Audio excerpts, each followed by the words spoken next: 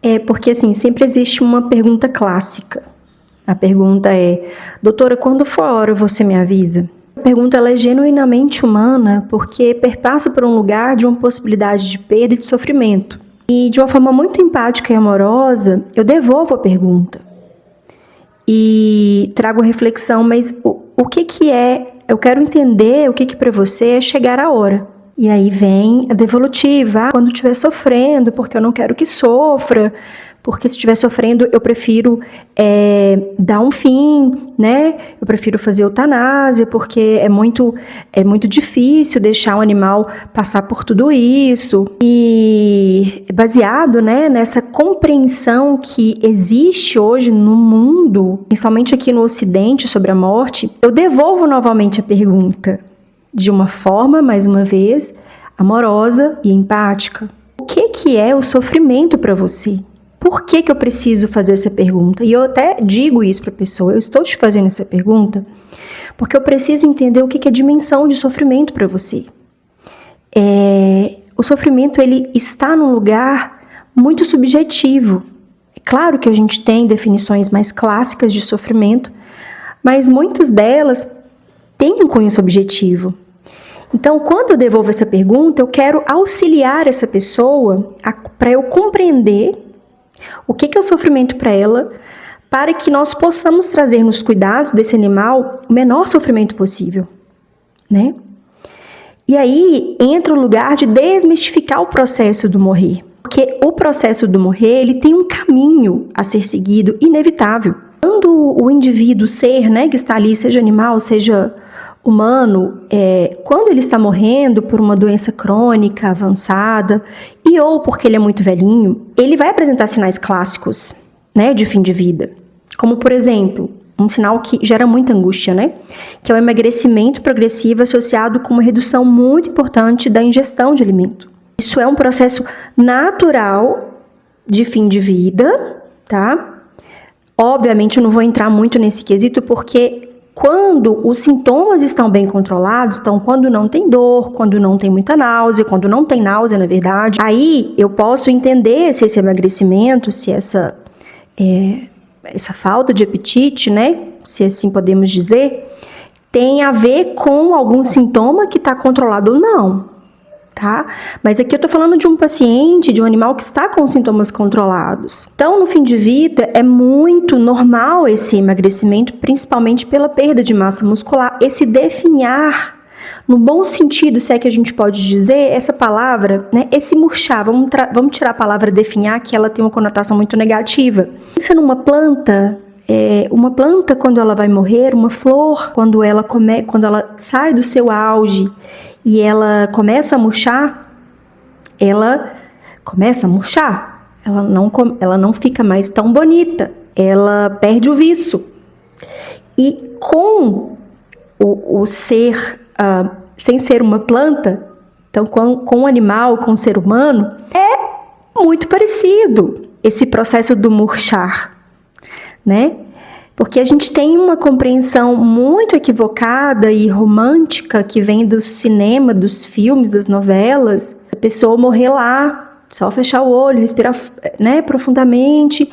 E aí aquela pessoa no filme, ela tá com um cabelo maravilhoso, ela tá corada, ela não está magra demais. Isso é impossível. Isso não acontece a não ser quando o indivíduo tem uma morte súbita.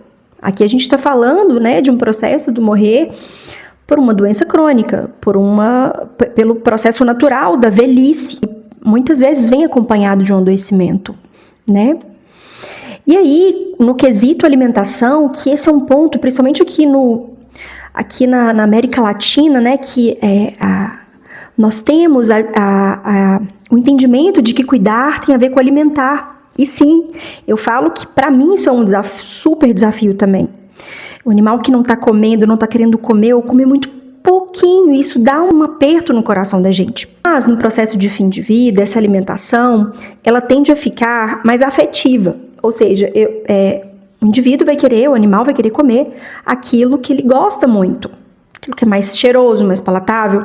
Então, arroz com feijão, que era aquela ração que ele comia, né, aquele patê que ele gostava, ou às vezes até aquela alimentação natural, que era o básico do dia a dia, aquilo ali já não cai bem.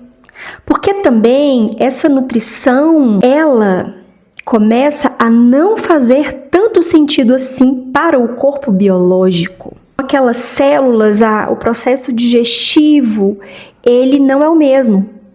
Ele é mais lento, ele é mais direcionado para a proporção daquele corpo. Falo que o cuidado paliativo ele chegou na minha vida para me mostrar a proporcionalidade dos cuidados.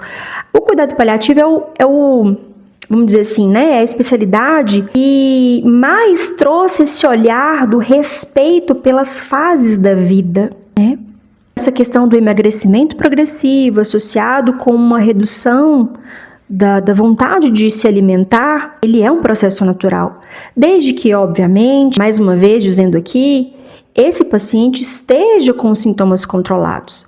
E tem hoje muitos recursos para minimizar esse emagrecimento a ponto de gerar um desconforto, uma fadiga, né?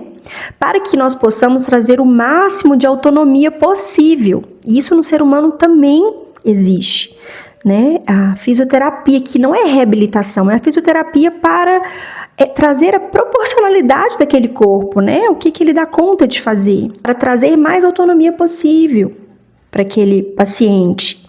Né? As adaptações na casa, então, acontece muito da alimentação, a gente mudar o tipo de tigelinha para ficar mais fácil do bocar, aumentar, né? Ficar mais próximo ali do pescoço, para o animal não ter que abaixar tanto.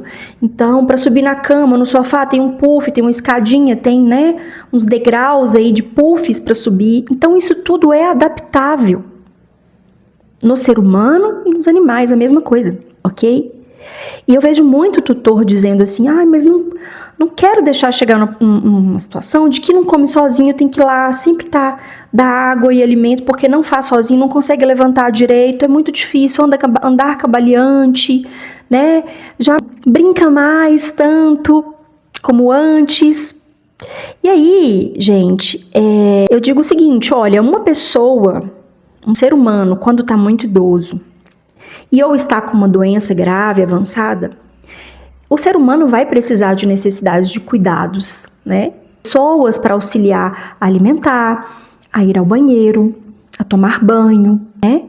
É claro que a gente quer trazer para essa pessoa, né? A gente que eu falo assim, os especialistas, né, da saúde humana, querem trazer o máximo de autonomia possível para ela. Mas nem tudo vai ser possível, ela vai precisar dessa ajuda. E, gente, os animais de companhia, né? Hoje, aqui nós estamos falando de cães e de gatos, eles estão vivendo muito mais do que antes. E, inevitavelmente, eles estão ficando idosos. E, com a idade, surgem as doenças crônicas, né?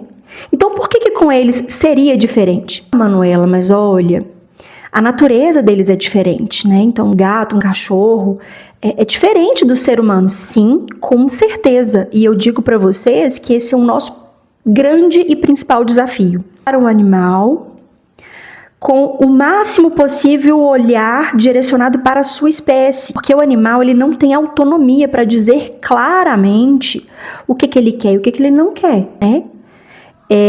Porque a gente pode injetar e espelhar nesses animais, né, nos nossos animais, seja eu tutor ou até veterinário cuidando daquele animal, eu posso injetar valores pessoais, esquecer, com a melhor das intenções, né, que eu esteja, mas eu posso esquecer as necessidades básicas da espécie. Então, se eu estou falando de gato, né, diferente de cão, o gato vai ter necessidades muito diferentes das dos cães, e vice-versa, né, e tirando a questão da espécie, a característica individual, porque não são todos iguais. Às vezes, eu vejo muito em clínicas veterinárias uma necessidade de enquadramento. Todo gato vai apresentar assim, assim, assado, e não é. Para medicar, efeitos colaterais de medicações, manejo, tudo. Em casa, como que é a rotina com o tutor. Então, assim, esse é o nosso principal desafio como ser humano cuidando de animais, né? porque eles não verbalizam exatamente o que querem, mas hoje a gente tem recursos de comportamento animal e isso faz parte também do atendimento clínico, né? Eu, como veterinário, trazer essa clareza para o tutor. Porque tudo isso, voltando lá atrás onde eu comecei, né, da dimensão do sofrimento, eu não quero que sofra, eu consigo educar esse tutor a entender o que de fato é sofrimento e o que talvez é aquilo que ele achava que seria sofrimento, né? Então, a gente tem que tomar um cuidado para também não pesar a mão submetendo aquele animal a procedimentos fúteis e totalmente desnecessários no contexto de fim de vida. Porque se eu tenho um olhar muito intervencionista e eu esqueço, na verdade não esqueço, eu não sei o que é um corpo, um ser que está em fim de vida, eu posso submeter esse indivíduo, esse animal aqui, né, a sofrimento. Porque proporcionalmente aquele corpo não tolera mais aquela intervenção, não vai servir para nada, vai só gerar sofrimento. E aí a morte fica com o estigma de que ela é quem gera o sofrimento, mas na verdade, né, o que gera o sofrimento é o que vem antes dela. É o que se faz, né, na tentativa de evitar a morte a todo e qualquer custo. Isso vai gerar sofrimento. Não é a morte em si, é o que vem antes dela. Então é fazer um fluido excessivo para tentar manter uma pressão que não vai se manter. É começar a estipular protocolos de alimentação totalmente desproporcionais, aquele alimento vai ficar parado, no trato gastrointestinal vai gerar estufamento, vai gerar náusea, vai gerar muito vômito. Isso é sofrer. Então, a morte ela pode ser sim muito sofrida, não por ela em si, mas mas pelo que é feito para evitá-la por ignorância mesmo. A medicina não aprendeu a cuidar do ser que inevitavelmente vai morrer um dia. A medicina ela veste a sua capa de super-herói e acha que vai salvar tudo e todos a qualquer custo. Isso não é verdade. Precisamos olhar para isso com respeito, com empatia, com amor, porque só assim a morte ela vai se tornar leve. Não estou dizendo que vai ser fácil, que não vai doer sim, mas doer é diferente de sofrer. O sofrimento ele é uma dimensão muito mais complexa, cheia de dúvidas, de questões, né? Então, quando nós estamos humildes diante da vida e da morte, ela vem de forma leve e suave, né? E a dor é inevitável, vou falar uma frase clichê, né? A dor é inevitável, o sofrimento é opcional, mas é a partir do momento que a gente tem conhecimento. E eu trago isso muito nos meus cursos, eu trago isso muito nas palestras, nos vídeos, justamente porque esse é um lugar que está pedindo para ser olhado.